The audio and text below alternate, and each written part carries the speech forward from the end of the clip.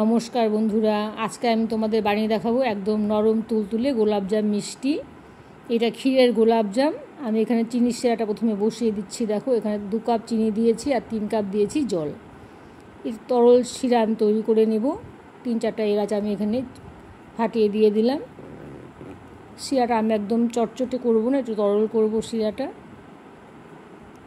এখানে আমি 1 চামচ কর্ন সিরাপ দিয়ে দিলাম।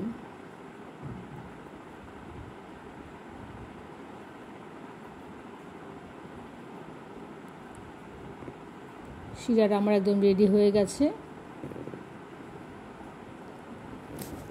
খুব বেশি ঘন শিরা করলে গোলাপজাম মিষ্টিটা টানতে পারবে না। দেখো, একদম আঙুলে লেগে যাচ্ছে না, এরকম একটা শিরা আমি তৈরি করে নিলাম।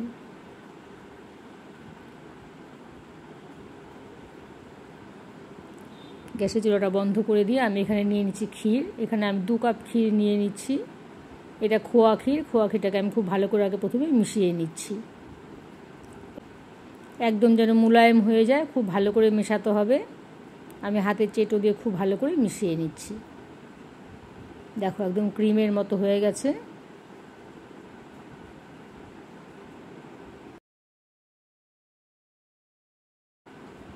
ক্ষীরটাকে আমি একদম নরম তুলতুলে করে তৈরি করে নিয়েছি।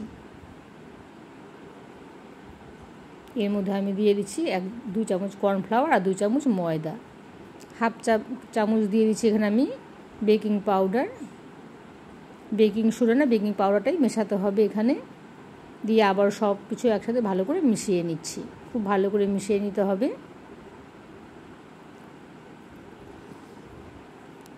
মেশানো হয়ে গেছে। এখানে আমি দেখো বল করে দেখিয়ে দিচ্ছি। 5 মিনিট রেস্টে রেখে আমি এখানে বলগুলো তৈরি করে নিচ্ছি।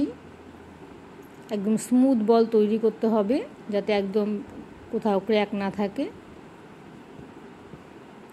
বলগুলো আমার তৈরি হয়ে গেছে। দেখো, আমি তেলটা আগে থেকে একটু গরম করে রেখেছিলাম, একদম হালকা গরম করেছিলাম, যাতে দিলে ছোটো ছোটো করে বুদবুদিয়ে ওঠে।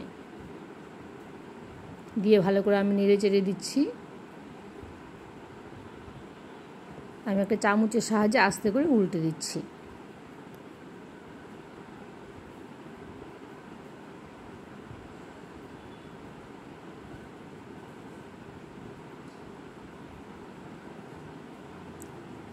খুব বেশি গাঢ় কালার করব না গোলাপজামগুলোতে, আমি একটু হালকা করে ভেজে নিচ্ছি।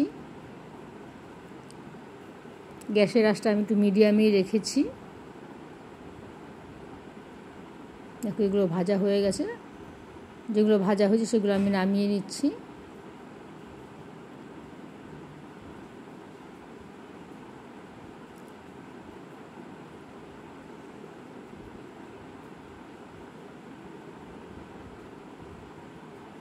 আবারও বাকিগুলো আমি ভেজে নিচ্ছি। সবগুলো মিষ্টি আমার ভাজা হয়ে গেছে। এখন আমি একটু শিরাটাকে একটু গরম করে নিয়েছি, উষ্ণ গরম করে নিয়ে শিরার মধ্যে দিয়ে দিচ্ছি। দিয়ে 2 ঘন্টার জন্য আমি ঢেকে রেখে দিচ্ছি। প্রায় 2 ঘন্টা পর আমি তোমাদের দেখাচ্ছি।